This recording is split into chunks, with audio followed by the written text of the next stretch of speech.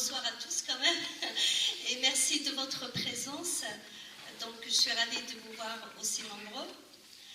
Et donc, nous sommes réunis ce soir pour la conférence inaugurale du séminaire La réforme de l'islam du 19e siècle à nos jours. C'est un séminaire de 4 conférences, comme vient de le dire Alain. Et donc moi je commence directement parce qu'Alain a fait un peu l'introduction de ce séminaire. Donc je commencerai directement en précisant une chose. Si nous avons limité la réforme de l'islam à ces 2 bornes chronologiques, cela ne veut pas dire que l'islam n'a pas connu de réforme avant le 19e siècle.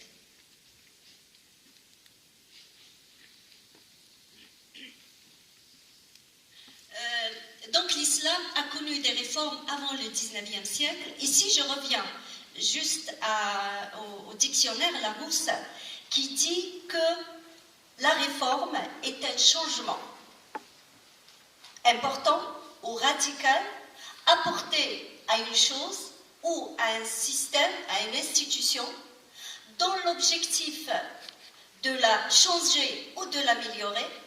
Dans ce cas, je peux dire que l'islam a connu plusieurs réformes au cours de son histoire. Et je peux même dire que la première réforme que l'islam a connue a eu lieu, est-ce que je peux juste le mettre un peu là, comme ça je vous vois mieux. Donc la première réforme que l'islam a connue a eu lieu il y a eu j'ai perdu un peu le fil. Il y a eu des réformes avant le 19e siècle et je dirais même que la première réforme que l'islam a connue a eu lieu pendant la période prophétique.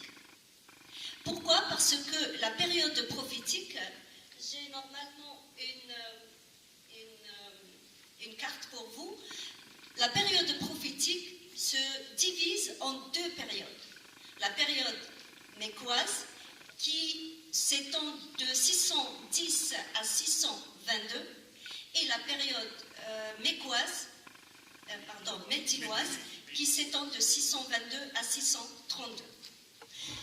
Lors de la période mécoise, la première période, les versets coraniques avaient un caractère quasi spirituel. Or, dans la période médinoise, les versets coraniques ont pris, en plus du caractère spirituel, ils ont pris un caractère social et juridique. Donc on voit que le message coranique lui-même s'est adapté à la nouvelle société musulmane. Donc on peut parler de réforme, d'autant plus que le prophète qui était à la Mecque, un prédicateur qui est appelé à la nouvelle religion seulement, est devenu à Médine, en plus d'être prophète, un homme d'État et un chef des armées. Donc on voit là que le message coranique lui-même s'est adapté à la nouvelle société musulmane. Après la mort du prophète, ce que j'appelle la période post-prophétique, là aussi l'islam a connu plusieurs réformes. Il a connu plusieurs réformes parce que l'islam est sorti de l'Arabie. Il est parti s'installer dans d'autres territoires, dans d'autres cultures, d'autres civilisations, et ces nouvelles populations qui ont adopté l'islam l'ont adapté à leur culture, à leur tradition. Donc chaque population a en quelque sorte réformé l'islam pour qu'il s'adapte à sa culture. Cependant, certaines de ces changements, de ces améliorations, je dirais de ces réformes, ont été très importantes. Elles ont été importantes au point de donner la naissance de nouveaux islams, car au sein de l'islam, il y a plusieurs islams. Parmi ces islams, nous avons d'abord le soufisme. Le soufisme est né à Bassora, au sud de l'Irak, et il est né dans une société qui il est né d'une réaction des gens de Bassora, des musulmans, de ce nouveau musulman qui était à Bassora. Ils ont réagi à la suprématie de la dimension juridique en islam. Car l'islam qui leur a été proposé, pour eux, était trop dominé par la dimension juridique. Donc ils ont voulu un islam plus spirituel. Et ils ont construit donc un islam plus spirituel ou davantage spirituel qu'on appelle le soufisme. Le deuxième islam aussi qui est né de ce contact avec d'autres populations est le chiisme. Le chiisme au départ était juste un parti politique, comme vous le savez. Ensuite, le chiisme s'est très vite, disons, amélioré. Il a fait des réformes, il a fait des changements au point de devenir un islam à part entière, avec ses propres théories, sa propre théologie, ses propres principes, donc un islam à part entière. Selon les sunnites, l'islam sunnite est l'islam que le prophète a légué aux musulmans. C'est l'islam selon la tradition du prophète ou tel que le prophète l'a légué aux musulmans. Donc nous avons en tout trois islams, l'islam chiite, l'islam sunnite, l'islam soufi. Et à l'intérieur de chaque islam, il y a eu aussi de petites réformes qui ont donné plusieurs branches à chacune de ces trois grandes branches de l'islam.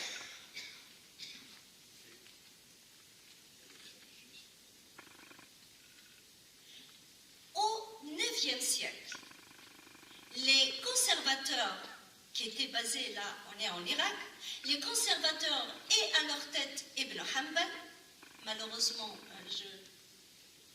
il est né en 780 et mort en 855. Ibn Hanbal est le fondateur de l'école Hanbalite. Donc, Ibn Hanbal a décidé de réformer l'islam. Il a pensé que tous ces courants qui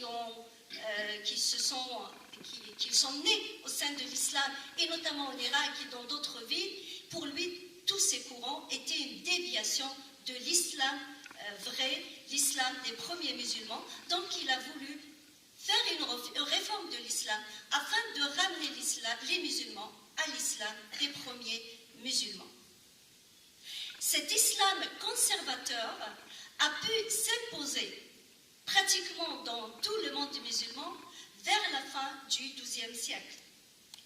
Et il s'est imposé en éliminant par exemple les Mu'tazilites, qui étaient basés aussi en Irak.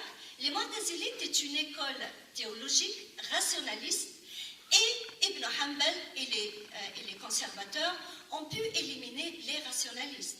Mais ils n'ont pas éliminé par exemple les soufis. Pourtant, ils étaient les ennemis farouches des soufis.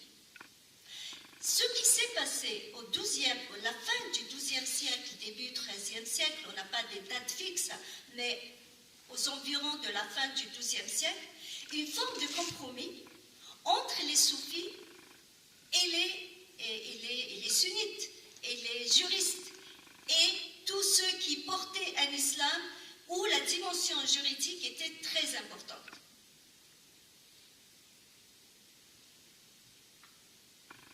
Donc il y a eu ce forme de compromis, et ce compromis a donné, entre les juristes et les soufis, a donné un islam avec les deux dimensions. Je dirais par exemple au Maghreb, où l'islam malikite, c'est la doctrine malikite qui s'est répandue au Maghreb, l'islam malikite au Maghreb est devenu à partir de ce moment-là un islam malikite à tendance soufie. Dans la péninsule arabique, par exemple, il était un hanbalisme à tendance soufie, ou disons un soufisme à tendance hanbali. En tout cas, il y a eu une synthèse entre le soufisme et ses écoles juridiques. J'arrive au XVIIIe siècle. Au XVIIIe siècle, un homme en Arabie Saoudite, que vous connaissez, Mohammed ibn Abd al-Wahhab, qui est né en 1703 et mort en 1792, a lancé lui aussi une réforme de l'islam. il a considéré que les musulmans, à ce moment-là, se sont trop éloignés de l'islam vrai, l'islam tel que le prophète l'avait légué aux musulmans. Donc il a pris cette initiative de réformer l'islam pour le ramener à l'islam pur des premiers musulmans. Et il désignait spécialement le soufisme et les confréries soufis très répandues dans le monde musulman à cette époque-là. Donc on peut dire que la réforme wahhabite est venue compléter ou terminer le travail qui a été commencé par les réformistes du XIIe siècle ou du IXe siècle.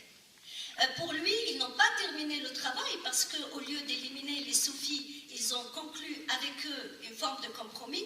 Donc lui a décidé de terminer le travail et d'éliminer ces confréries soufis. Donc il a mené une lutte acharnée contre le soufisme et les confréries soufis. Et nous sommes au XVIIIe siècle. C'est la réforme wahhabite qui est une réforme salafiste. Et les wahhabites, en quelque sorte, sont restés cloîtrés dans la péninsule arabique jusqu'à la découverte du pétrole au début du XXe siècle. Et j'arrive au XIXe siècle, qui est le thème de notre séminaire. Donc, au XIXe siècle, le monde musulman a connu une réforme très importante. Cette réforme a été portée par des intellectuels et des politiciens. Donc là, on n'est plus avec les docteurs de la religion, mais plutôt avec des intellectuels et des politiciens.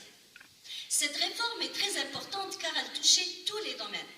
Le domaine social, politique, intellectuel, littéraire, linguistique, c'était une réforme générale de la société musulmane et arabe. Arabe, c'est-à-dire les sociétés arabes non musulmanes elles ont aussi joué un rôle très important dans ce mouvement qu'on appelle le mouvement de la Nahda. Nahda est un terme arabe qui signifie éveil, essor, renaissance. Il vient du verbe nahada qui signifie se lever, se relever ou se réveiller. Donc, littéralement, on traduit la Nahda par renaissance. Certains intellectuels, comme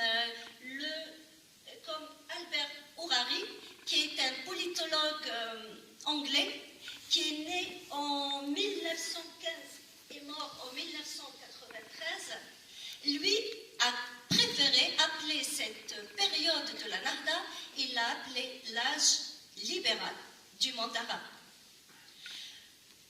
Donc, nous sommes au XIXe siècle et cette réforme de la Nahda est caractérisée par trois éléments importants que je viens déjà de citer. J'ai dit qu'elle était portée par des intellectuels et des politiciens. Elle touchait tous les domaines. Et le troisième élément, c'était une réforme qui avait comme objectif, et c'est là le plus important, elle avait comme objectif de réformer les sociétés musulmanes afin qu'elles rejoignent la civilisation moderne. Ça, c'est un élément très important. À ce moment-là, donc les musulmans ont commencé à mener des réformes et les musulmans, les arabes, les non-musulmans arabes aussi, comme les Libanais, les chrétiens libanais, les coptes égyptiens ont beaucoup participé à cette réforme qui avait comme donc l'objectif de revenir à l'âge d'or de l'islam et du monde arabe, mais aussi permettre aux sociétés musulmanes de rejoindre la civilisation moderne. Ce qui est important à retenir, c'est que ce mouvement de réforme générale des sociétés musulmanes, selon la grande majorité des historiens et des historiens, notamment musulmans arabes, d'expression arabe ou arabe, disent que la période de la Nahda, les origines ou l'origine de la période de la Nahda commence avec l'expédition de Bonaparte en Égypte.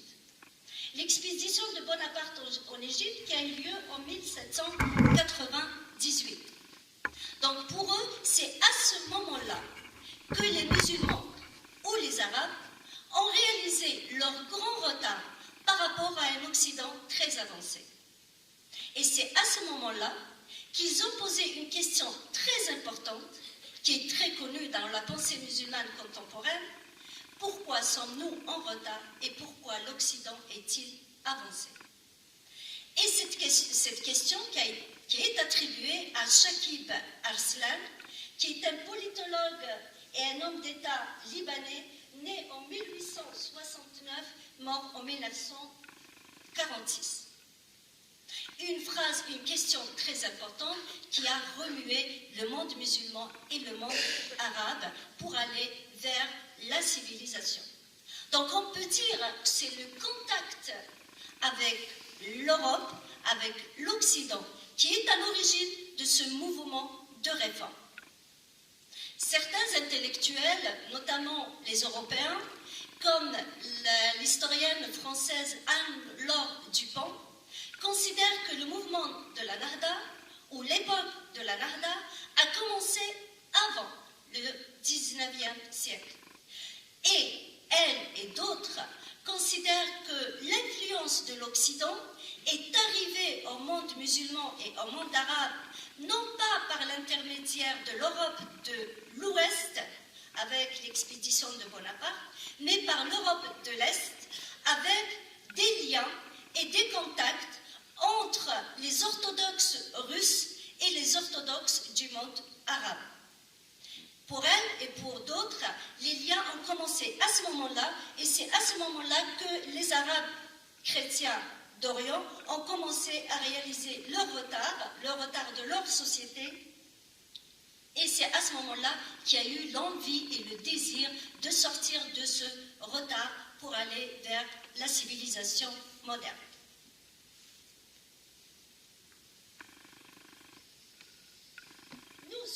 Ce qui nous intéresse à retenir, que l'influence vienne de l'Ouest ou de l'Est, l'essentiel que le mouvement de la Nahda est un mouvement qui a été suscité par ce contact avec l'Occident.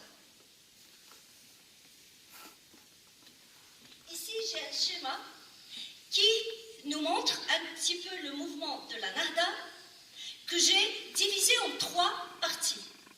J'ai le mouvement de la Nahda, donc la Renaissance, et dans ce mouvement de la Renaissance de la Nahda est né un autre mouvement qui fait partie de ce mouvement de la Nahda, qui est celui de la réforme de l'islam, le réformisme musulman du XIXe siècle. Il est né donc au sein du mouvement de la Nahda. Étant donné que le mouvement de la Nahda ou de la Renaissance touche tous les domaines, l'islam fait partie de la société, donc il est évident que cela touche aussi l'islam, d'une part, et d'autre part, parce que ces réformistes de la Nahda ont réalisé très vite qu'il était impossible de réformer une société musulmane sans réformer l'islam. Étant donné que l'islam est une religion qui contrôle la société, qui a la même mise sur la politique, sur le droit, sur même la manière de penser. Donc on ne peut pas envisager une réforme de la société musulmane sans une réforme de l'islam. C'est ainsi que la réforme de l'islam est née au sein du mouvement de la Nahda. Au départ, cette réforme a été portée encore par les intellectuels, par les politiciens aussi, qui cherchaient une légitimité à leur réforme sociale et politique. Mais très vite, les docteurs de la religion ont rejoint ce mouvement de la réforme de l'islam du XIXe siècle. Ce qui est intéressant à retenir, c'est que le mouvement de la réforme de cette période-là, du XIXe siècle, qui est né au sein de la Nahda, avait le même objectif que le mouvement de la Nahda. Le mouvement de la Nahda avait l'objectif de permettre aux sociétés musulmanes de rejoindre la civilisation moderne. Le mouvement de la réforme de l'islam avait l'objectif de permettre à l'islam d'être plus adapté à la civilisation moderne. Donc on voit le lien entre les deux objectifs. au sein du mouvement de la Nahda, on a un troisième mouvement qui est né à ce moment-là, qui est l'émancipation de la femme. Pourquoi l'émancipation de la femme? Parce que, également, les intellectuels de cette époque-là et les docteurs de la religion unique également ont réalisé qu'il était impossible de réformer les sociétés musulmanes, de leur permettre de sortir de leur sous-développement, de leur retard, sans réformer la situation de la femme et toutes les règles sociales et juridiques qui entourent cette situation de la femme. Donc on a commencé à parler de l'émancipation de la femme et de la libération de la femme. Les musulmans, dans la littérature arabe de cette époque-là, on a beaucoup utilisé cette expression de la libération de la femme.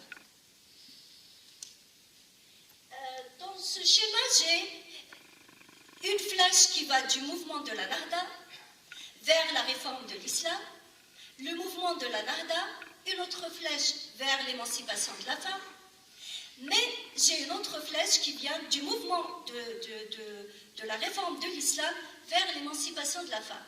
Pourquoi j'ai fait ce schéma? Pour dire une chose, que le féminisme arabe et musulman de cette époque-là, soit il était inscrit dans un discours carrément laïque, politique et laïque, ou dans un discours religieux qui cherche une légitimité dans la religion. Les deux avaient le même objectif, mais ils n'avaient pas le même discours. J'ai pour vous quelques noms. Malheureusement, on n'a pas l'écran. Donc, j'ai pour vous quelques noms pour faire un peu connaissance de ces réformistes du 19e siècle.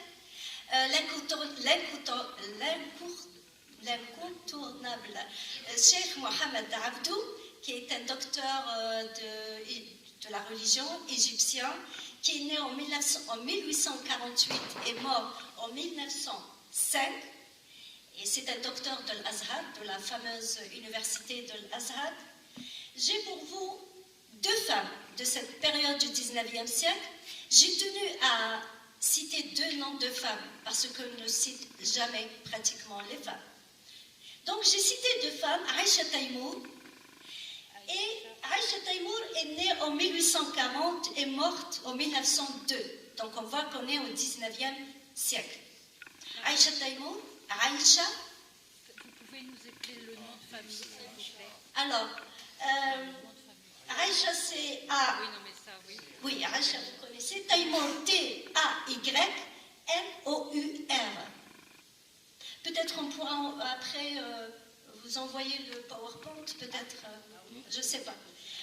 Donc, Aïcha Taïmour est une romancière, poétesse, qui a écrit des livres et elle s'est surtout intéressée à la question de l'autorité au sein de la famille, entre les époux, donc l'autorité masculine. Elle s'est intéressée à cette question au sein des textes coraniques. Elle cherchait à réinterpréter les textes pour démontrer qu'en fait, il n'y a pas d'autorité réellement masculine au sein de la famille. Nous, ce qui nous intéresse à retenir, c'est qu'elle a travaillé sur les textes et elle a essayé de revoir cette question au sein des textes. Parmi ses livres les plus intéressants, Miroir de réflexion dans les affaires sociales, qu'elle a écrit en 1892. On est en 1892. J'ai un autre nom, Malak Hifni Nazif, donc Malak, M-A-L-A-K, Hifni, H-I-F-I-N-I, et Nazif, N-A-S-I-F. Malak Hifni Nazif est une autre égyptienne qui est née en 1886 et elle est morte en 1918. Elle a écrit un livre très intéressant en 1910 dans lequel elle a abordé la question du genre. On voit qu'elle a abordé la question du genre déjà il y a très longtemps. Ce livre qu'elle a intitulé An-Nisa'iyat, qu'on pourrait traduire le féminisme. Ces deux femmes, je les ai découvertes à travers le livre d'une égyptienne, universitaire égyptienne, qui s'appelle Omeima Abou Bakr. qui est écrit en arabe, évidemment, et c'est elle qui fait de la recherche pour connaître ces femmes qui ont travaillé et qu'on ne cite jamais. Donc, dans son livre, elle a cité ces deux femmes. Et j'ai pour vous aussi Sayyid Ahmed Khan, qui est né en 1817 et en 1898. Pourquoi Sayyid Ahmed Khan? Parce qu'il est indien. Et c'est pour marquer aussi un autre point, pour dire que le mouvement de la Nahda n'est pas un mouvement qui appartient qu'aux Arabes, comme certains le disent. Il parle du mouvement de la Nahda arabe. Le mouvement de la Nahda englobe les Arabes et les non-Arabes et les musulmans d'une manière générale. On ne peut pas amputer le mouvement de la Nahda ou le mouvement de la réforme de l'islam du 19e siècle de ces partis turcs, indiens, etc. Donc ils ont participé à cette réforme de l'islam et à cette réforme des sociétés musulmanes. Et parmi ces personnes, donc nous avons Sayyid Ahmed Khan. Alors, Sayyid Ahmed Khan, c'est S-A-2-Y-I-D, Ahmed A-H-M-A-D, et Khan K-H-A-N. J'arrive à d'autres noms, mais rapidement, parce qu'on reviendra tous sur ces noms-là lors de nos conférences. Donc je fais un peu vite. J'ai pour vous un autre nom, qui est très intéressant, qui est celui de Qasim Amin. Qasim, K-A-S-I-M, Amin, A-M-I-N. Donc Qasim Amin est né en 1865 et mort en 1908. Pourquoi j'ai décidé de citer Qasim Amin? Parce qu'il a écrit deux livres qui sont très intéressants. Le premier, La libération de la femme, et l'autre, La femme nouvelle.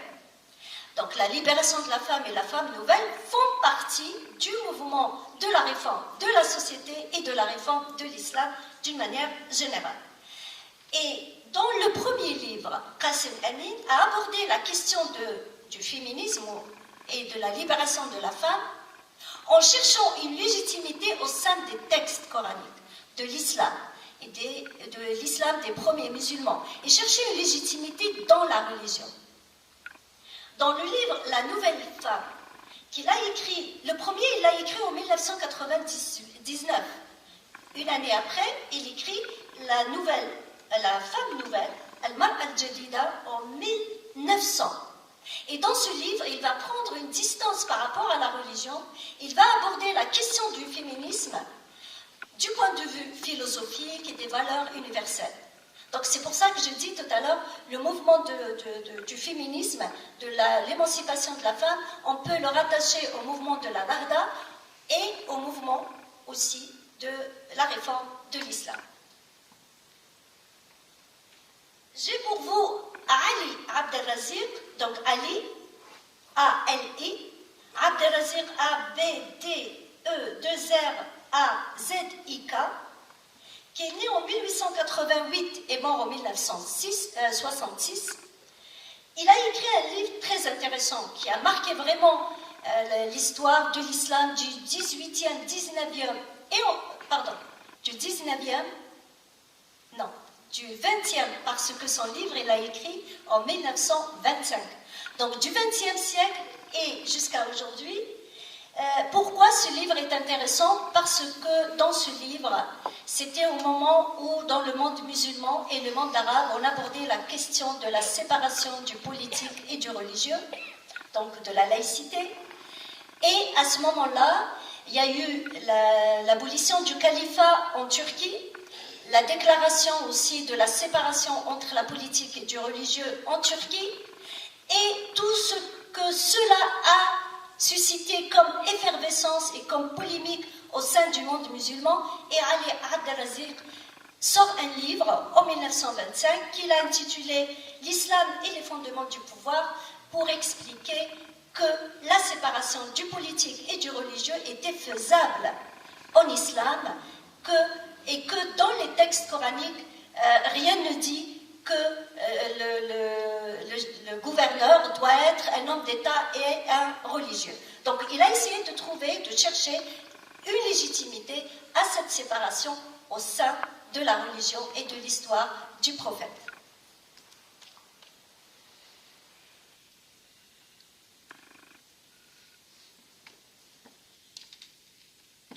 J'ai divisé mon intervention en 4 parties. J'ai oublié de dire cela. La première partie, c'était du début jusqu'au XVIIIe siècle, avec la réforme wahhabite. La deuxième partie, c'est du XVIIIe siècle jusqu'à ce que je viens de dire maintenant. Et je passe à la troisième partie, dans laquelle j'essaie de faire quelques commentaires. Donc je passe à la troisième partie. Dans cette troisième partie, je commence par évoquer un problème très important dans la réforme de l'islam, qui est un problème terminologique. Quand on parle de la réforme de l'islam du 19e siècle ou du 18e ou aujourd'hui encore, on est confronté immédiatement à une question très complexe qui est la question de la terminologie. Car quand on dit réforme, en arabe, on dit islah. Et islah signifie réparation. Donc le terme islah, réparation, en arabe, renvoie à la réforme qui a comme objectif de débarrasser l'islam de tous les éléments étrangers qui s'y sont incrustés afin qu'il retrouve son éclat d'antan. Donc l'islam, en fait, renvoie à une réforme plutôt salafiste, une réforme qui est tournée vers le passé, une réforme qui cherche l'islam pur des premiers musulmans. Voilà ce que signifie réellement le terme islam. C'est un terme qui, en réalité, n'a rien à voir avec la réforme telle que je viens de la présenter, celle qui est inscrite dans le mouvement de la Nahda, qui cherche plutôt à permettre à l'islam à être plus adapté et plus compatible avec la civilisation moderne. Quand on entend cela, on dit que le mouvement de la réforme de l'islam du 19e siècle est censé apporter du nouveau au sein de l'islam. Donc le terme islah ne convient pas pour qualifier ou décrire ou parler ou nommer cette réforme de l'islam du 19e siècle. Donc on a un problème terminologique important qui est posé encore aujourd'hui, qui fait que certains ont préféré le terme tajdid, renouvellement. Or, le terme tajdid ne règle pas le problème non plus. J'ai pour vous une définition du terme tajdid de Youssef al-Qaradawi. Youssef, donc al-Qaradawi, R-A-L-K-A-R-A-D-O-U-I. Il est une des figures les plus connues des frères musulmans qui vit aujourd'hui au Qatar. Il est égyptien d'origine. Mohamed Youssef al-Qaradawi a écrit un livre qu'il a intitulé « Pour un réveil lucide ». Et dans ce livre, il nous donne la définition du tajdid. Il dit, j'ai la définition pour vous, je vais la lire. Il dit renouveler, tajdid. Renouveler une chose ne consiste pas à la transformer ou à lui donner une autre image, mais à essayer de la faire revenir à ce qu'elle était le jour de sa création. Donc tajdid pour retrouver la première image. De la faire revenir à ce qu'elle était le jour de sa création et de son apparition, de sorte qu'elle apparaisse comme nouvelle malgré l'ancienneté. Cela consiste à renforcer ce qui s'est affaibli en elle, à restaurer ce qui a vieilli et à réparer ce qui a été abîmé, afin qu'elle retrouve au maximum sa première image. Youssef al-Qaradawi, né en 1926. On constate donc qu'il n'y a aucune différence entre le terme islah et le terme tajdid. D'autant plus que al-Qaradawi et les autres s'appuient sur un hadith du prophète, hadith qui veut dire une parole du prophète, qui dit « Tous les 100 ans, Dieu envoie dans le prophète aurait dit, je n'ai pas pas de preuves exactes qu'il a dit ce hadith, mais on le présente comme un hadith du prophète dans lequel il aurait dit « Tous les 100 ans, Dieu envoie aux musulmans un homme pour renouveler leur religion. Donc, pour qu'ils retrouvent son image, son éclat d'antan ou la première image. » Donc on voit qu'il y a un problème de terminologie qui fait que certains réformistes contemporains, comme El-Jabiri, qui est mort, c'est un Marocain, El-Jabiri, il est né en 1935, il est mort en 2010. Abed El-Jabiri, donc A-B-E-D-A-L-D-A-J-A-B-I-R-I. C'est un penseur marocain. El-Jabiri a essayé d'utiliser un nouveau mot, refonte, qu'on retrouve beaucoup dans la littérature arabe, I'ad al-Taqsil, I'ad al-Ta'sis, qui veut dire refondre. Pour moi, ce terme ne règle pas le problème non plus, car il suscite beaucoup de questions et tout dépend de ce qui est concerné par cette refonte. Donc, il ne règle pas la question. On reviendra sur ça lors de nos prochaines conférences.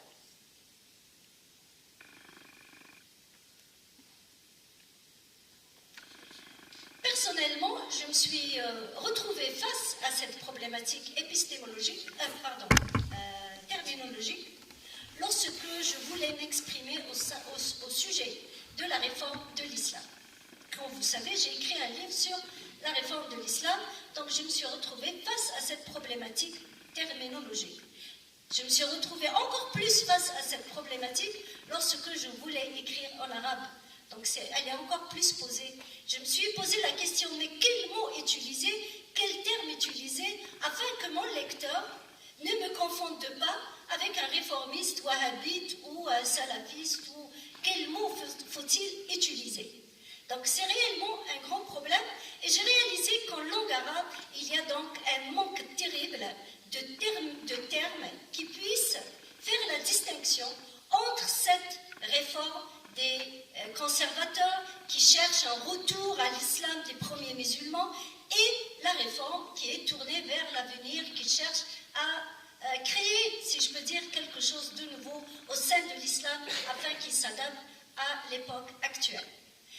Pour sortir de cette problématique, j'ai rajouté au terme réforme un qualificatif et je l'ai tout simplement appelé une réforme orientée vers l'avenir. Donc une réforme tendue vers l'avenir ou orientée vers l'avenir par opposition à la réforme qui est tournée vers le passé.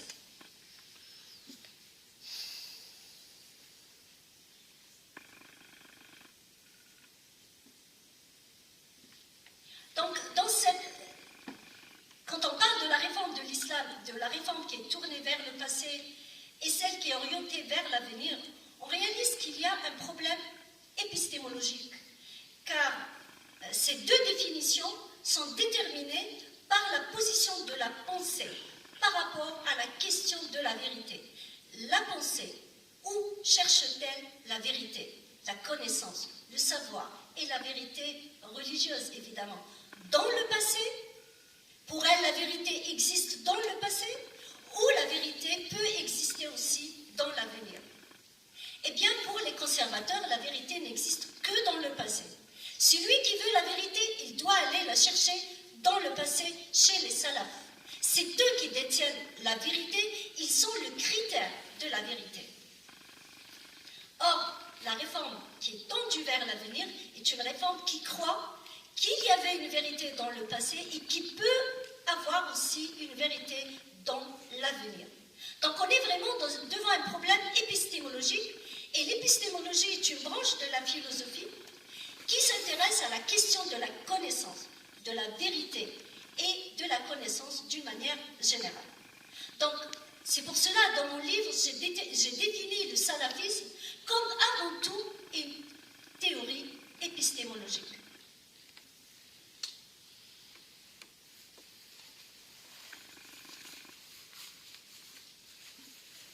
Donc voilà le premier problème qu'on rencontre quand on aborde la question de la réforme de l'islam. Encore aujourd'hui, ce problème comme je viens de le dire, est vraiment posée. Le deuxième point que j'ai envie d'aborder avec vous, c'est Mohamed Abdou. Mohamed Abdou est un nom incontournable quand on parle de la réforme de l'islam. Et en France ou dans la littérature française d'une manière générale, on le présente comme un nom très important et comme une figure de proue du réformisme musulman. Dans la littérature arabe, on le présente comme le père de la Nahda. C'est pour ça que j'ai mis le titre Mohamed Abdou, le père de la Nahda, avec un point d'interrogation. Mohamed Abdou, le père de la Nahda, un point d'interrogation, pourquoi? Pour savoir d'abord pourquoi Mohamed Abdou est considéré comme un père de la Nahda. Il s'est intéressé, certes, à la réforme de l'islam, mais il y avait d'autres aussi, à la même époque, qui se sont aussi intéressés à la réforme de l'islam. Donc pourquoi lui spécialement? J'ai essayé de répondre à cette question et j'ai donné en tout trois éléments qui peuvent expliquer cette distinction de Mohamed Abdou par rapport aux autres. La première, on a dit dans le mouvement de la Nahda, de la Renaissance, il y a la réforme de la société d'une manière générale, la réforme de l'islam, la réforme aussi de la situation de la femme d'une manière particulière. Eh bien, Mohamed Abdou s'est intéressé aux trois thèmes. Il s'est intéressé à la société égyptienne, il voulait réformer la société égyptienne, il voulait aider la société égyptienne pour qu'elle aille vers plus de modernité. Mohamed Abdou était un docteur de la religion. Donc, par exemple, il a défendu le droit des filles à l'instruction. Il voulait introduire l'enseignement des sciences nouvelles, des sciences modernes, au sein de l'Azhar lui-même, cette université religieuse du Caire. Il voulait introduire un enseignement nouveau, donc l'enseignement des sciences modernes. Il voulait aussi moderniser la langue arabe. Donc il était vraiment investi dans la réforme de la société égyptienne. Il était aussi un docteur de la religion, donc il était aussi intéressé par la réforme de l'islam. Donc il s'est intéressé aussi à l'islam, il a appelé à l'ouverture de l'ijtihad, qui signifie l'effort intellectuel, tout simplement. Donc le droit de penser l'islam, c'est ça l'ijtihad. C'est le droit de penser l'islam. Je l'ai ici, donc l'ijtihad c'est I-D-J-T-I-H-A-D, qui signifie l'effort intellectuel. Il a réclamé aussi pour qu'on redonne à la raison sa place aussi dans la pensée musulmane. Il a critiqué la manière des femmes égyptiennes de porter le voile. Pour lui, cette manière de porter le voile à l'époque alourdissait les gestes des Égyptiennes au point où il était impossible pour elles qu'elles travaillent et qu'elles sortent de leur pauvreté. On ne peut pas sortir d'une pauvreté quand on est habillé comme ça en tant que femme. Donc pour lui, si l'Égypte veut sortir de la pauvreté, si la femme égyptienne veut sortir de la pauvreté, il faut son corps soit un peu allégé par rapport à tous ces tissus qui le couvraient à l'époque. Il a critiqué la polygamie, les dérives de la polygamie. Pour lui, il y avait des dérives, au point où la société égyptienne souffrait de la polygamie à cause des querelles entre les différentes épouses,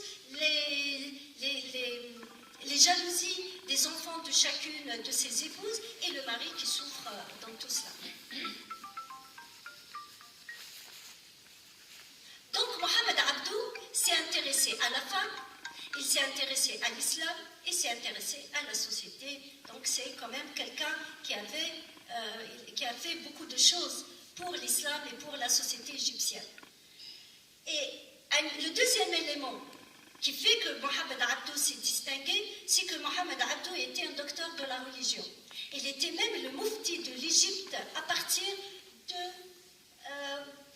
je ne l'ai pas noté, mais à partir, je pense, de 1889 jusqu'à sa mort en 1905. Quand on est docteur de la religion et mufti, évidemment, on a une voix qui est écoutée. Donc par rapport à une romancière ou à un romancier qui écrit, il écrit sur la réforme de l'islam, on n'a pas le même écho. Un docteur de la religion a plus d'écho, évidemment. Et je rajoute le troisième élément, c'est que Mohamed Abdou était le compagnon de Jamal al-Din al-Afghani.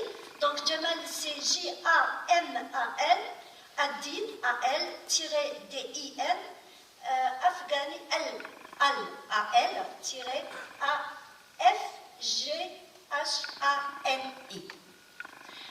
Jamal al-Din Afghani est né en 1838 et mort en 1897. C'est un politicien, un agitateur d'ailleurs, on le qualifie comme ça, politicien agitateur qui a beaucoup voyagé, qui a créé beaucoup de problèmes un peu partout là où il a été. Et Mohamed Abdou était le disciple de Jamal al-Din Afghani. Donc Jamal al-Din Afghani qui était connu évidemment à l'extérieur de l'Égypte, il n'était pas égyptien, mais il est venu vivre en Égypte aussi. Et comme il était connu à l'extérieur, ça a permis aussi à Mohamed Abdou d'être connu aussi à l'extérieur, d'autant plus que Mohamed Abdou lui aussi a beaucoup voyagé.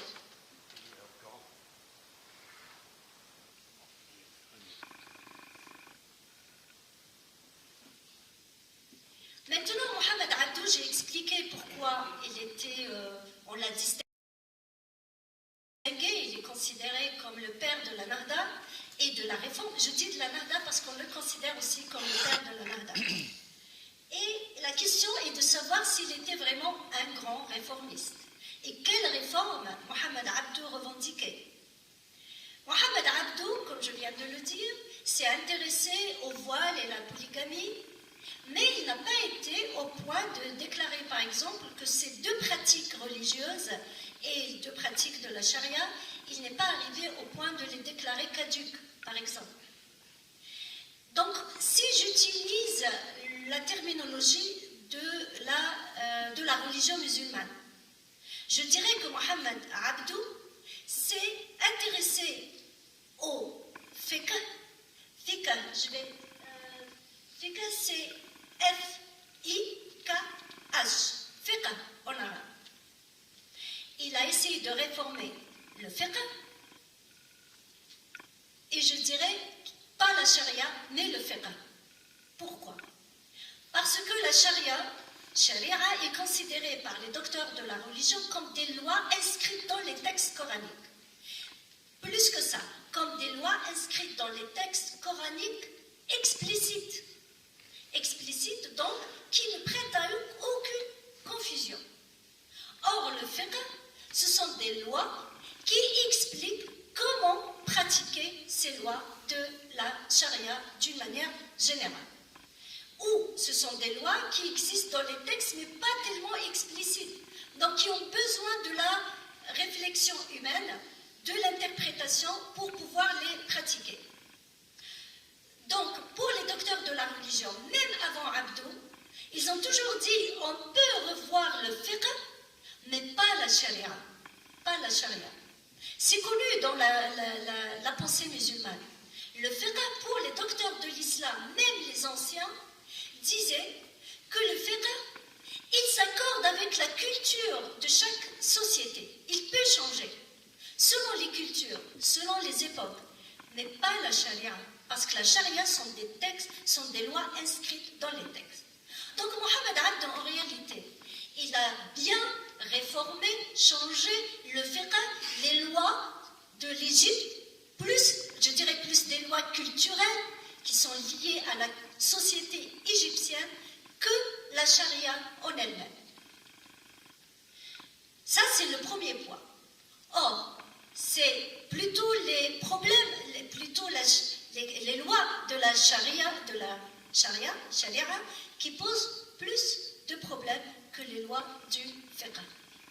Ce n'est pas pour minimiser le travail de Abdou, parce qu'à l'époque, les traditions étaient lourdes quand même.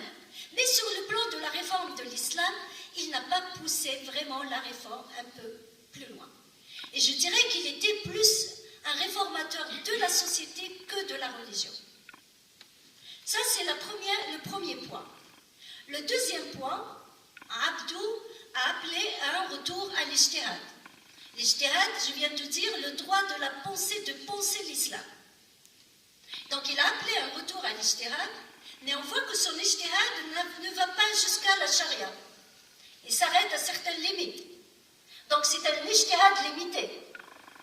Beaucoup aujourd'hui parlent d'un ijtihad limité. C'est-à-dire, après Abdou, pratiquement la majorité des réformistes vous disent l'ijtihad, ils font tout l'éloge de l'ijtihad, etc., mais à condition qu'on ne touche pas à ceci et à cela. Et c'est là que réside le problème. En tout cas, dans le travail que j'ai fait, j'ai dit que c'est là que réside le problème. C'est dans toutes ces conditions avec lesquelles on entoure le travail intellectuel et qu'on l'empêche d'aller toucher à certains sujets qui restent tabous ou intouchables. C'est les sujets impensables dont parle Mohamed Arko. Donc il y a des thèmes, des sujets qui sont impensables. On ne peut pas les penser. Et comment dirais-je, Nasser Hamed Abou Zaid, qui est un penseur égyptien qui est mort, je pense, en 2010, parle de zones interdites. Donc ces zones interdites, Mohamed Abdou les a bien respectées. Autre chose, c'est que Mohamed Abdou a appelé aussi à un retour à la raison. C'est, je dirais, la même chose. Un retour à la raison, on fait l'éloge de la raison, mais aussi on s'arrête à certaines limites. La question de la laïcité, Mohamed Abdou s'est totalement opposé à toute séparation entre le politique et du religieux. Il reste quand même un docteur de la religion. Et Mohamed Abdou a eu un duel intellectuel en 1903. Imaginez qu'en 1903, les docteurs de la religion musulmane et les intellectuels arabes discutaient la question de la laïcité. Et aujourd'hui, on nous dit comme si cette laïcité, cette question de la laïcité est complètement un thème impensable. Or, à l'époque, déjà, on discutait la question de la laïcité. Il y a eu un duel très connu entre Farah Antoun, qui est un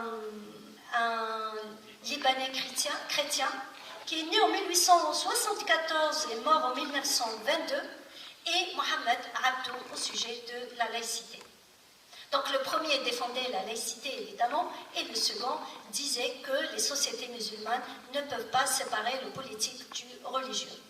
Donc je reviens pour dire que Mohamed Abdou était un grand réformateur, certes, mais à l'échelle d'un docteur de la religion. Il ne faut jamais oublier cela. À l'échelle d'un docteur de la religion, il reste un docteur de la religion qui défend la religion, donc il n'a pas été au point où on peut imaginer aujourd'hui, ou au point dont on a besoin aujourd'hui comme réforme.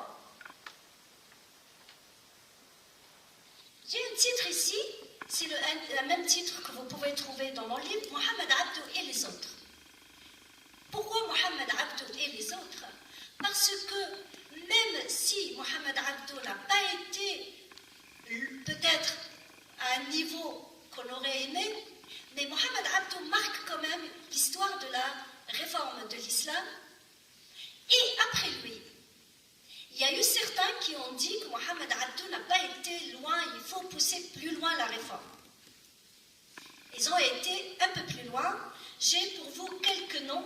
Amin El-Khouli, donc A-M-I-N-E, El-Khouli, A-L-K-H-U-L-I, qui est né en 1895 et mort en 1966. Khalafallah, K-H-A-L-A-F-A-2-L-A-H, qui est né en 1916 et mort en 1991. Et Taha Hussein, donc T-H-A-H-U-2-S-E-I-N, qui est né en 1889, mort en 1973. Ces trois noms, ce sont des réformistes qui ont été, avec la réforme, plus loin que Mohamed Abdou. Ils ont essayé d'interroger le texte, le statut du texte, c'est-à-dire le statut du Coran lui-même. Ils voulaient réformer la relation que le musulman entretient avec le texte. Pour ces ces penseurs qui étaient des intellectuels, pour eux, le problème se situe dans cette relation que le musulman entretient avec le texte. Et si on n'arrive pas à réformer cette relation, tout le reste, c'est ce que je dis d'ailleurs dans mon livre, tout le reste, je dirais, est un bricolage, on bricole, mais on n'arrivera jamais à une réelle réforme de l'islam. Donc nous avons ceux-là qui ont essayé de pousser. Pourquoi je dis essayer? Parce qu'ils ont eu beaucoup de problèmes qui ont fait qu'ils n'ont pas été loin dans leur travail, comme par exemple les Khalafallah, je crois qu'il a écrit, il a essayé de soutenir sa thèse, il n'a même pas pu la soutenir en 1949, il l'a publié bien après, mais il n'a pas pu écrire encore au sujet de l'islam. Ali Abdelazir, dont j'ai parlé tout à l'heure, donc il a écrit un livre en 1925 sur la laïcité et il a essayé de chercher une légitimité à cette séparation au sein des textes. Il n'a plus jamais écrit à partir de ce livre-là, pour voir à quel point il y a eu de la pression sur ces intellectuels. Donc il y a eu certains qui voulaient pousser plus loin, et d'autres qui ont dit non, Mohamed Abdou a été trop loin, il faut revenir un peu en arrière, comme son disciple, Rachid Rida, qui, après la mort de Abdou, a essayé de se rapprocher de la réforme salafiste wahhabite. Donc, c'est pour ça que Mohamed Abdou est quand même très intéressant, parce qu'il est comme le point central entre les uns et les autres.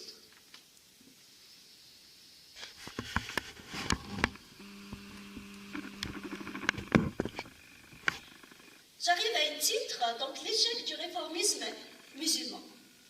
On parle toujours de l'échec du réformisme musulman, de l'échec de la Nahda, et on situe d'ailleurs le mouvement de la Nahda et de la réforme de l'islam entre le début, pour la Nahda, je dirais le début du 19e siècle et la fin de la première moitié du 20e siècle. Et pour la réforme de l'islam, on peut dire de la deuxième moitié du 19e siècle et la fin de la première moitié du 20e siècle. On dit que les historiens et les intellectuels, que ce soit des intellectuels du monde musulman ou les autres, que le mouvement de la réforme de l'islam, le réformisme du 19e siècle a connu un échec à ce moment-là. Quand on parle de l'échec du réformisme musulman à cette période, donc la fin de la première moitié du XXe siècle, cela ne veut pas dire que dans la littérature musulmane, il n'y a plus eu de nom de personnes qui réclament la réforme de l'islam. Non, il y a eu encore d'autres qui ont encore écrit, mais il n'avait plus d'écho au sein de la population. C'est pour ça qu'on parle d'échec. Au sein de la population, c'est plutôt le discours conservateur qui avait de l'écho, et les populations musulmanes se sont retournées vers le discours conservateur et le discours salafiste. Donc il y a eu une renaissance, si je peux dire, et du conservatisme qui s'est répandu un petit peu partout dans le monde musulman, comme vous le savez. Et donc on peut parler de l'échec du mouvement de la réforme et du réformisme musulman. Donc, je reviens à dire que sur le plan intellectuel et dans la littérature, il y a eu encore des personnes qui ont parlé de la réforme. Et j'ai quelques noms de certains réformistes qui sont venus un peu après Mohamed Abdou, comme Mohamed Harkoun, qui est né en 1928, il est mort en 2010, Nasser Hamed Abou Zayd, qui est un Égyptien, qui est né en 1940, il est mort en 2010, Mahmoud Taha, qui est un Soudanais, il est né en 1909, est mort en 1985, il a été pendu par Hassan Torabi au Soudan. Il a été pendu parce qu'il a dit tout simplement que dans le Coran, il y a la période mécoise et la période médinoise. La période mécoise, la première période, est une période qui porte un caractère spirituel. La deuxième porte un caractère, elle porte aussi un caractère social et politique. Pour lui, ce caractère social et politique est lié à une conjoncture donnée, qui n'est plus valable aujourd'hui. Donc on peut s'en passer de cette partie juridique et sociale pour garder la partie spirituelle qui est le fondement réel de la religion musulmane. Il a été pondu, est-ce qu'il a été pondu uniquement pour ce qu'il vient de dire ou pour autre chose? Je ne sais pas, mais les historiens disent que c'est la cause qui a fait que Hassan Torabi l'a pondu en 1985. Mahmoud Taha, c'est M-A-H-M-O-U-D Taha T-A-H-A. J'ai pour vous aussi deux noms de femmes quand même, parce que je n'aime pas oublier les femmes, même si on parle rarement des femmes, comme Nawal Saadawi, je pense qu'elle est morte en 2019 d'ailleurs, qui est une Égyptienne qui a beaucoup travaillé, beaucoup milité pour la réforme de la société égyptienne. Et comme on ne peut pas séparer la société de la religion, donc elle a travaillé aussi beaucoup sur la religion. Nous avons aussi Fatima Marnissi, qui est une Marocaine, qui est morte en 2015.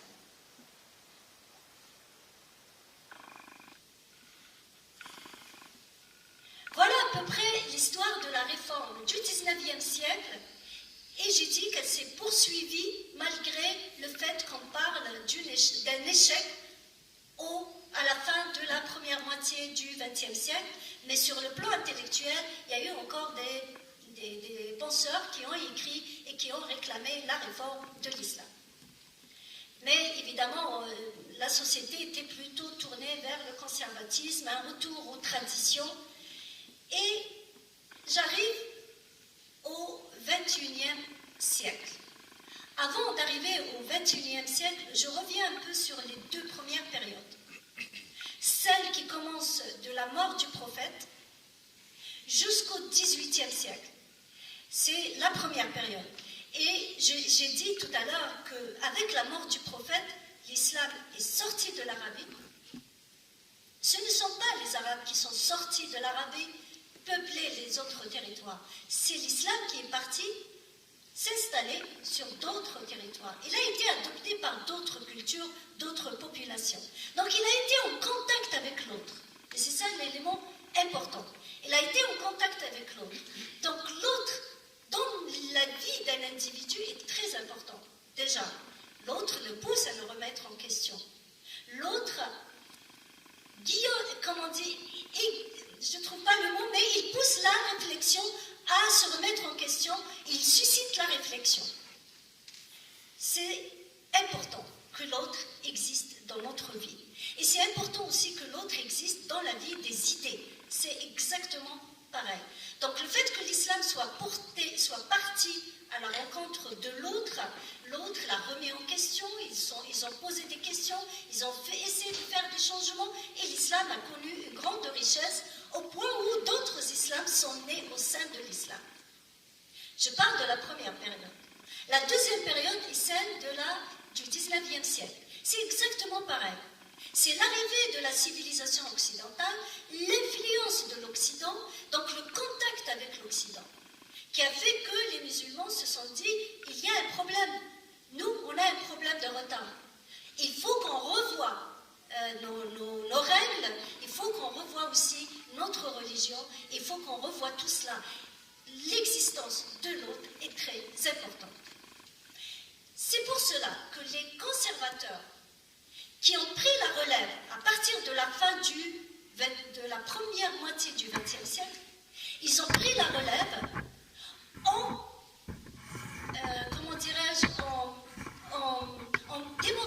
présentant cet autre, qui est l'Occident, comme une menace pour l'islam, pour les sociétés musulmanes. Pour eux, tout contact avec l'autre est une menace.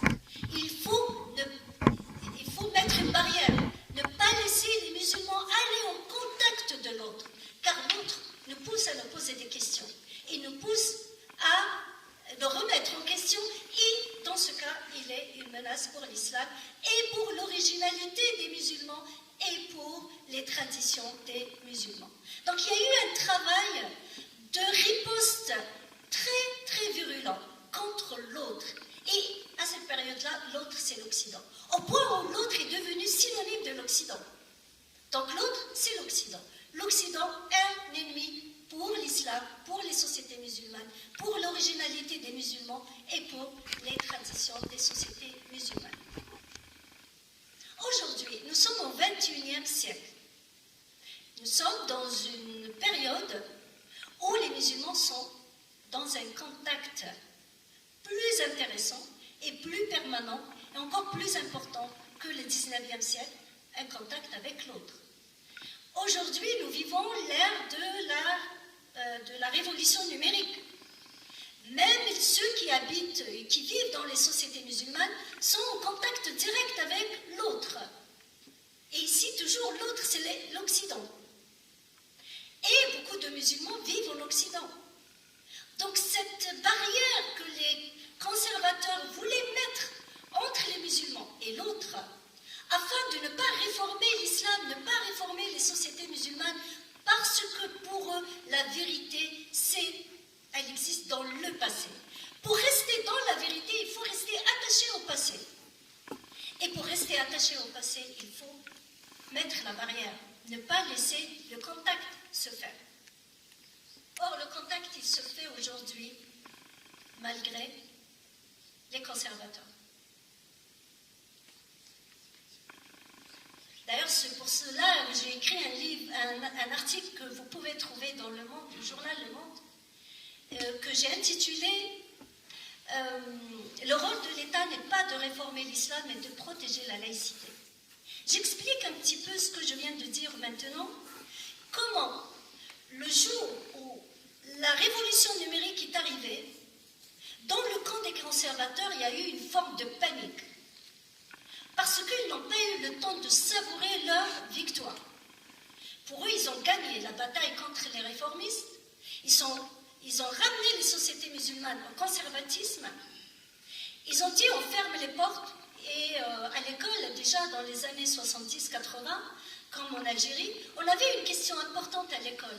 Les musulmans doivent-ils s'ouvrir sur la civilisation occidentale ou rester isolés afin de préserver leur tradition et leur originalité? Voyez-vous, à l'école, on l'étudiait, parce que c'était une question importante. Et les conservateurs sont arrivés à l'idée qu'il fallait s'isoler pour préserver les traditions et pour préserver la religion. Mais la victoire n'a pas duré longtemps et la réforme et la révolution numérique arrive et elle change les donnes et beaucoup de musulmans aussi partent vivre à l'étranger. Et la question de la réforme de l'islam revient à nouveau. Aujourd'hui, on parle beaucoup de réforme de l'islam. Évidemment, on n'est pas tous d'accord sur quoi réformer et comment réformer. Et tous ceux qui utilisent le mot réforme, je l'ai dit tout à l'heure, il faut savoir ce qu'il y a derrière le mot réforme. De quelle réforme il veut parler. Mais néanmoins, on parle beaucoup de réformes aujourd'hui. Et parmi, comment dirais-je, même les conservateurs parlent de réforme. La preuve, au XVIIIe siècle, les wahhabites ont parlé de réforme. Et aujourd'hui aussi, ils parlent de réforme. Ils parlent de réforme pour les musulmans d'Occident. C'est pour ça que j'ai choisi la réforme et les musulmans d'Occident. Par exemple, Youssef al-Qaradawi a écrit un livre qu'il a intitulé La jurisprudence, le fiqh des minorités. Fiqh al-aqalliyat. Donc il parle d'une réforme spéciale pour les musulmans d'Occident, qui sont en situation de minorité. Mais il parle de réforme du fiqh. Ce que j'ai dit tout à l'heure, il y a le fiqh et il y a la charia. Il ne parle pas de la réforme de la charia, mais du fiqh. Pour lui, la charia, elle est intouchable. Mais comment pratiquer cette charia quand on est dans un pays occidental? Là, on peut faire des réformes au niveau de la manière, les modalités de la pratique de la charia. Je donne un exemple que je ne prends pas du livre, je le donne juste comme ça. Disons par exemple qu'il y a un travailleur qui a une pause entre midi et 1h. Et la prière de midi commence à 1h15. Comment il fait? Qu'est-ce qu'il doit faire? Par exemple, est-ce qu'il doit faire la prière avant ou après? Ou il laisse ça pour le soir? Voilà, il essaie de répondre à ces questions. Mais il fait toujours sa prière. Donc c'est ça, fiqh al-aqaliyat. Et ce qui est en français, le fiqh des minorités, la jurisprudence des minorités. Et le fameux imam de Bordeaux, Mohamed Tarek Obrou, parle beaucoup de la jurisprudence des minorités. Et parler de jurisprudence de minorité, ça veut dire quoi? Ça veut dire qu'on ne touche pas à la charia primo. Secondo, ça veut dire que la réforme ne concerne que les musulmans d'Occident, pas tous les musulmans, comme si l'islam n'a pas besoin de réforme, sauf quand on est en Occident et quand on est en situation de minorité. C'est-à-dire, même si on est en Occident, si on n'est pas en situation de minorité, il n'y a pas de réforme. Ça, c'est le premier point, quand on parle de la réforme de l'islam et les musulmans d'Occident. J'ai mis ces 2 points sous ce titre. Le deuxième point,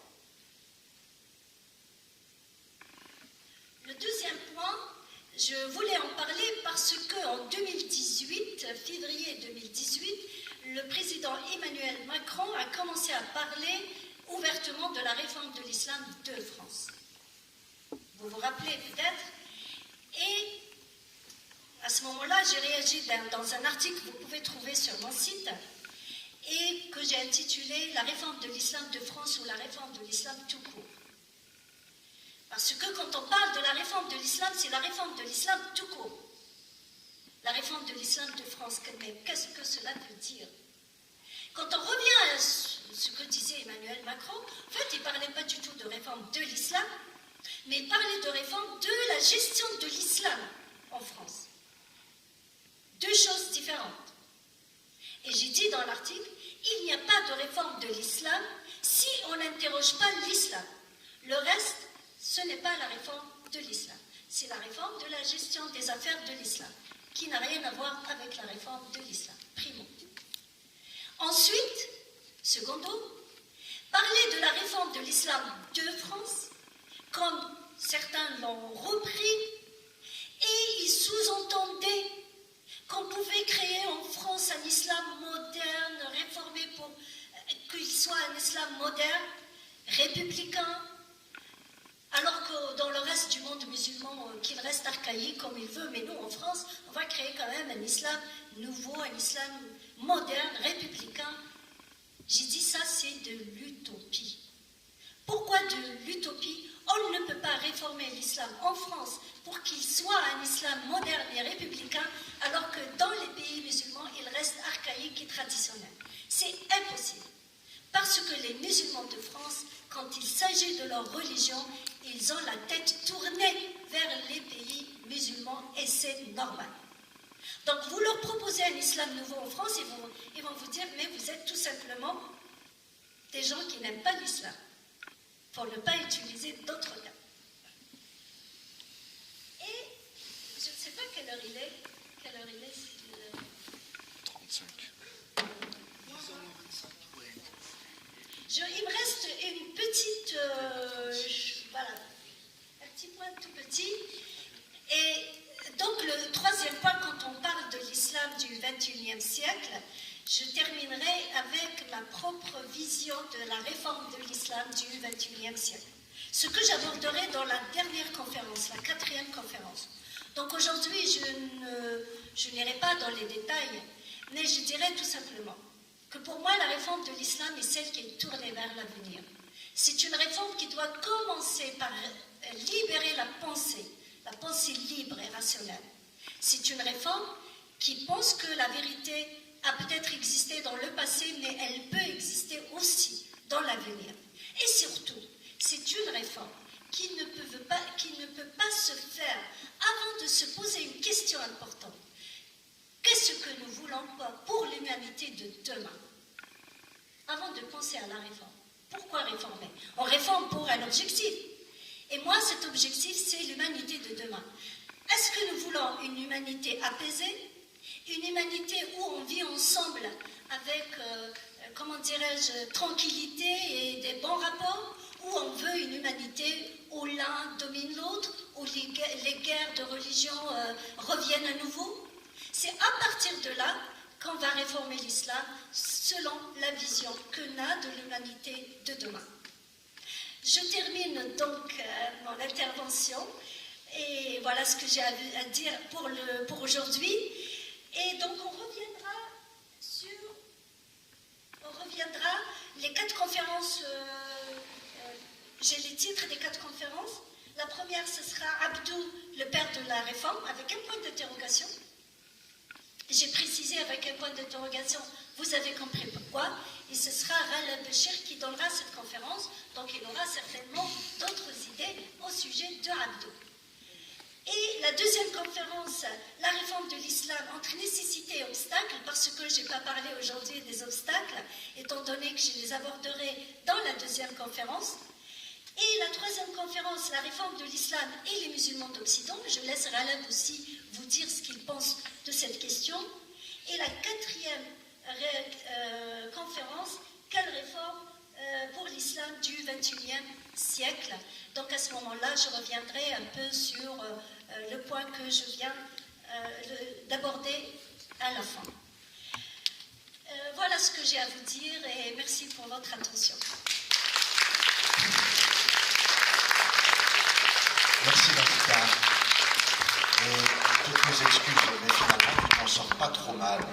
C'est un peu compliqué les noms, mais finalement tu t'en es bien sorti. Merci pour cet effort de pédagogie en notre direction. Alors, les questions maintenant. Et c'est bien, parce qu'on a 3 quarts d'heure là pour débattre entre nous. C'est parfait. Et donc, oui. La règle. Ah non, la règle, pour qu'on puisse avoir de nombreuses questions, parce que l'exposé le suggère, il faut qu'elle soit courte, synthétique. Et non pas, ce ne sont pas des développements que nous attendons, hein, ce sont bien des questions auxquelles Razika s'efforcera de répondre le plus complètement possible. Donc on a du temps et on n'en perd pas. Alors, première question. Je passe. Et ça fonctionne. Bonsoir. Ma première question, ça sera sur quelle la base que vous avez étudiée, sur quelle base, sur quels écrits, oui, les livres particulièrement, vous avez pu développer et entretenu votre connaissance de réforme de l'islam. Bon, ça, mais tout ce que vous avez dit, c'est intéressant. Mais je n'ai pas dit, je ne veux pas vous dire qu'il nul ne vaut rien, non, c'est pas ça. Non. Oui. Bon, vous avez omis, je ne sais pas si, parce que vous avez peut-être pas la connaissance suffisante, vous avez parlé et vous avez axé la réforme qui a été élaborée par Abdou, mais par contre, vous n'avez pas parlé des écrits de son professeur Jamal Din Afghani. Bon, ça, c'est une remarque. Ouais. D'autres, je dirais plutôt plus philosophes que réformateurs de l'islam. Mais ils ont introduit quand même certaines réformes, comme par exemple Abul Hussein Ali ibn Sina, Avicenne, comme Averroès, Abul Walid Muhammad ibn Ahmad ibn Rushd, Averroès. Et tout dernièrement, je dis tout dernièrement, de notre époque, vous n'avez pas parlé aussi de notre grand réformateur aussi, qui parlait de la femme, c'est Taha al-Haddad, ouais, et surtout son livre Imra'atuna al-Sharia wal-Mujtama, ça veut dire notre femme dans la Sharia et la société. Et merci de votre attention. Oui, plusieurs questions à la fois. J'espère que j'ai une bonne mémoire pour me rappeler de toutes les questions. Mais premièrement, c'est une conférence inaugurale. On ne pouvait pas aborder tous les réformateurs. J'ai essayé de faire un schéma global, rapidement. Et j'ai donné quelques noms, mais pas tous les noms, évidemment. C'est impossible de donner tous les noms. Donc, Taha al-Haddad, je ne l'ai pas cité. J'ai pensé citer des femmes aussi qui méritent qu'on les cite et on n'a pas le temps, comme je viens de le dire, de citer tout le monde. Évidemment, Taha al-Haddad est un Tunisien qui a travaillé sur la femme et il voulait réformer la situation de la femme et surtout, il a cherché une légitimité dans les textes. Et j'ai donné des exemples de penseurs qui ont cherché aussi une légitimité dans les textes. Moi, j'ai essayé de toucher un petit peu à chaque façon d'aborder cette réforme, un nom ou deux, mais pas plus. Et pour Averroès, c'est-à-dire Ibn Rushd ou Ibn Sina, j'ai essayé dans ma conférence d'aujourd'hui de parler des points essentiels pour avoir un schéma global de la pensée musulmane avant le 19e, comment elle s'est structurée, parce qu'on ne peut pas comprendre la réforme de l'islam du 19e siècle sans avoir une idée un petit peu comment les choses ont commencé avant. Donc c'était vraiment rapide pour que vous ayez une idée générale, mais surtout les points essentiels. L'islam est sorti de l'Arabie, il a été en contact, il y a eu ça, un changement, et puis on a fermé les portes, et voilà. Donc c'était vraiment pour avoir le train, comment les choses se sont passées et non pas aller dans les détails de chaque personne, etc. Maintenant, le Jamal Din Afghani. Pourquoi je n'ai pas parlé de Jamal Din Afghani? Premièrement, vous avez une conférence qui est dédiée à Abdou, qui est la première conférence, et je ne pense pas que Ralef ne vous parlera pas de Jamal Din Afghani. Ce sont deux noms qui sont liés. Donc je n'ai pas à aller dans les détails de Jamal Din Afghani, d'une part. D'autre part, personnellement, si vous lisez mon livre, vous allez découvrir que je dis très bien que Jamal Din Afghani n'était pas un réformateur de l'islam. C'était un politicien, un agitateur politique, mais pas quelqu'un qui voulait réformer réellement l'islam. Donc devant Abdou, mais avant Jamal Din Afghani, j'aurais pu citer d'autres. J'aurais pu citer Tahir al-Jazairi, qui est un Algérien qui a vécu, qui est né même en Syrie, à Damas. Ce sont ces Algériens qui ont quitté l'Algérie avec l'arrivée de la colonisation. Et Tahir al-Jazairi, Jazairi veut dire algérien, fait partie de ces personnes, mais il était un grand réformateur. D'ailleurs, certains pensent pourquoi Abdou et non pas Tahir al-Jazairi. Pourquoi? Voilà, une question. Et parce que quand j'ai travaillé sur Tahir al-Jazairi, j'étais quand même étonnée par le travail qu'il a fait, Tahir al-Jazairi, dans le domaine de la réforme de l'islam, incomparable avec Jamal Din Afghani. D'ailleurs, Jamal Din Afghani, pratiquement, il n'a pas écrit, mais Tahir al-Jazairi, il a fait beaucoup de choses, il a écrit beaucoup de choses, donc c'est réellement un grand réformateur. Mais, comme je viens de le dire, on ne peut pas toucher à tout le monde et on ne peut pas parler de tout le monde. Il y a aussi un travail que vous pouvez faire. À partir de ces gens-là, vous pouvez aussi approfondir les connaissances. Les réformateurs, il y en a eu toujours. Par exemple, si je reviens un petit peu en arrière, et je dirais, disons, vers le Xe siècle, vraiment en arrière. La réforme du IXe siècle a déjà commencé. Les conservateurs ont déjà commencé à dire qu'il faut revenir à l'islam des premiers musulmans. Et tout ce qui a été fait là, c'est une déviation de l'islam des premiers musulmans, etc.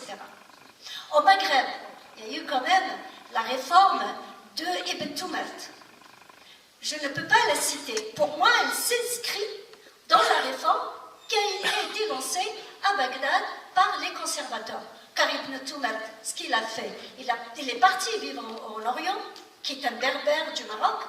Il revient au Maroc avec des idées conservatrices. Il voulait revenir à l'islam des premiers musulmans et d'inculquer cet islam des premiers musulmans aux Marocains. Donc voilà, je ne vais pas aller aussi citer Ibn Toumat et ainsi de suite. C'est une conférence inaugurale. J'ai essayé un peu de faire un schéma global et je ne sais pas si c'était vraiment c'était clair ou pas, mais c'est là l'important, c'est de toucher au point essentiel de la réforme de l'islam du 19e siècle à nos jours.